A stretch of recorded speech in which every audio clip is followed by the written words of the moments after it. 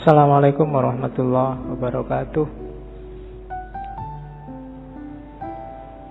Bismillahirrahmanirrahim. Alhamdulillahirabbil alamin. Wa bihi nasta'inu ala umurid dunya waddin. Allahumma sholli wa sallim wa barik ala habibina wa syafi'ina sayyidina wa maulana Muhammadin wa ala alihi wa ashabihi wa ala manittaba'a huda ila yaumiddin. Amma ba'du. Bismillah. Mari kita lanjutkan ngaji filsafat kita. Malam ini tema terakhir untuk bulan Februari dalam tema cinta. Minggu pertama kita ketemu Plato, minggu kedua Erich Fromm, minggu ketiga kita ketemu Robiah Adawiyah, dan malam ini terakhir kita ketemu Sufi besar Jalaluddin Rumi. Oke, monggo nyari tempat. Yang belum ngambil minum silahkan ngambil minum. Ya, nanti kalau ketelatan ndak kebagian. Ya, diambil aja sendiri-sendiri ya. Oke. Rumusnya tetap sama untuk ngaji kita. Fokusnya tetap pada pengayaan ilmu. Diharapkan rumusnya kayak Sokrates.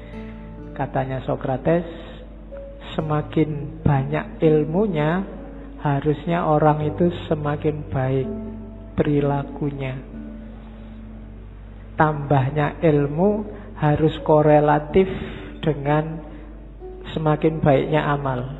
Kenapa begitu? Mungkin teman-teman komplain, kan banyak orang ilmunya banyak tapi juga kurang ajar.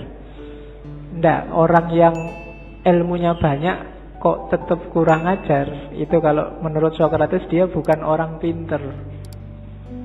Karena kalau orang ilmunya banyak tetap perilakunya tidak bagus, dia sedang melakukan sesuatu yang bertentangan dengan ilmunya, dan itu akan menghasilkan hidup yang gelisah, hidup yang galau. Dan hanya orang bodoh yang milih hidup sumpek. Orang yang sudah tahu kalau korupsi itu jahat, merusak, kok tetap korupsi, itu katanya Sokrates orangnya bodoh. Maka visi kita di ngaji ini yang bolak-balik saya sampaikan, semakin nambah ilmunya harusnya semakin baik kelakuannya. Rumusnya itu. Kalau belum, ya diusahakan. Kan cuma itu. Bismillah. Kita sekarang masuk ke seorang sufi besar. Asalnya dari Balkh. Kalau tulisannya Balkhi. Daerah Afghanistan. Dari sekitar awal abad 13. Jalaluddin Rumi ini lahirnya 1207 dan nanti meninggalnya tahun 1273. Sufi Jalaluddin Rumi ini terkenal tidak hanya di dunia Islam. Orang Barat juga banyak yang jatuh cinta sama Jalaluddin Rumi. Dulu tahun 2007 waktu PBB 2007 800 tahun peringatannya Rumi, itu UNESCO PBB mencanangkan tahun 2007 adalah tahun Jalaluddin Rumi. Jadi orang Barat aja banyak yang jatuh cinta, padahal kita banyak yang tidak kenal sama Jalaluddin Rumi. Jangan-jangan orang luar lebih mengapresiasi. Dan sejauh yang saya tahu, muka kita umat Islam itu banyak diselamatkan oleh beliau-beliau ini. Stigma-stigma negatif Islam yang teroris, Islam yang ngamuan, itu menjawabnya mudah karena ada orang-orang seperti Jalaluddin Rumi ini. Jadi kalau ada yang ngomong, oh Islam itu ngamuan, oh enggak, coba dilihat Rumi itu. Kebetulan nama ini diakui. Bahkan Paus Yohanes ke-23 itu menghormati Rumi. Dia bilang, kalau di hadapan Rumi saya harus tunduk dan patuh. Itu mereka. Dan jangan lagi tokoh-tokoh Muslim seperti Iqbal, termasuk juga tokoh Hindu seperti Gandhi, itu idolanya juga Rumi. Di masjid ini juga Rumi kan kita kaji bareng Cak Kus. Ya, semoga, makanya kok lama sekali ya ngaji filsafat ndak ngangkat-ngangkat Rumi. Loh, tiap sekian minggu kalian kan sudah ketemu Rumi. Cuma karena banyak yang minta, ya sudahlah saya angkat di filsafat cintanya. Sebenarnya banyak gagasan-gagasan original dari Rumi, cuma malam ini kita ngomong cintanya saja. Rumi ini ayahnya sendiri itu seorang wali, seorang ulama. Gelarnya Sultanul Ulama. Namanya Syekh Bahauddin Walad. Aslinya dari Balkh, Afghanistan. Afghanistan zaman dulu itu kan masuk wilayahnya Persia. Cuma waktu Rumi umur 3 tahun, Syekh Bahauddin Walad dan keluarga ini pindah ke Konya. Konya itu di satu daerah namanya Rum. Konya ini masih, kalau hari ini wilayah Turki. Makanya karena tinggalnya di daerah Rum, gelarnya, panggilannya Rumi. Asalnya dari Rum. Nama aslinya Jalaluddin. Nanti Jalaluddin Rumi ini sejak kecil sudah pintar. Bahkan begitu masuk ke Konya, beberapa tahun saat dia umur 7-8 tahun, sama ayahnya diajak sowan ke wali besar saat itu, Fariduddin Attor. Begitu Fariduddin Attor sama Rumi melihat Rumi ini saat itu berdiri di belakang ayahnya. Katanya Attor, lihatlah, lautan sedang datang, dan di belakang lautan itu ada samudra. Jadi Sufi dan wali itu biasanya lebih ngerti siapa ya jadi siapa. Dan ramalannya Fariduddin Attor benar bahwa Rumi ini nanti melebihi ayahnya jauh. Setelah ayahnya meninggal, nanti Rumi lah yang menggantikan ayahnya. Kalau zaman sekarang mungkin di pondoknya santrinya banyak, 4.000-an lebih. Sehingga dikenallah nanti Rumi dengan gelar Maulana. Maulana Rumi, tuan kami, tuannya orang Rum. Itu karena kepinterannya seorang Rumi. Jadi dia profesor pinter zaman itu.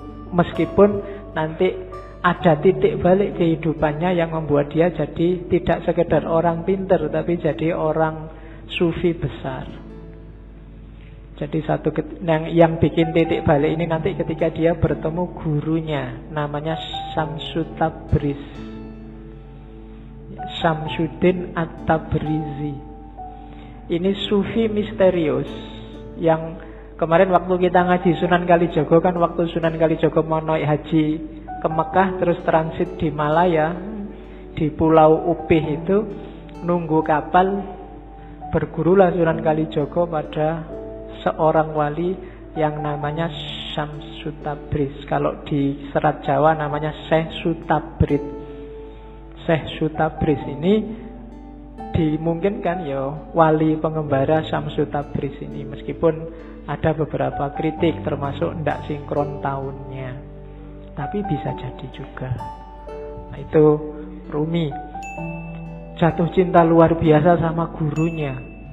Jadi kalian gak usah heran kalau baca sejarahnya Rumi kok sampai segitunya ya sama gurunya. Masa gurunya cowok loh.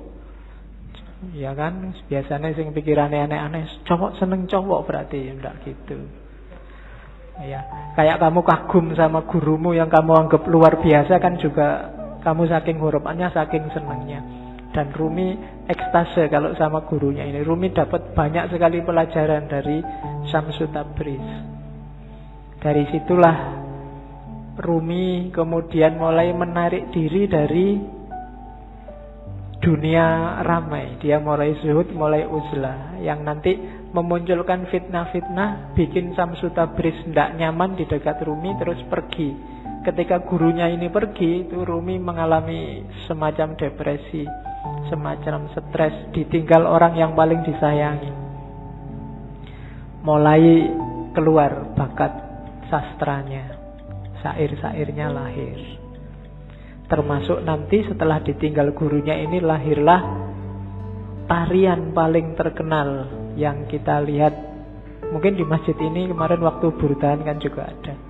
Orang barat menyebutnya whirling dervish, sufi berputar, yang gambarnya orang muter-muter cepat sekali itu.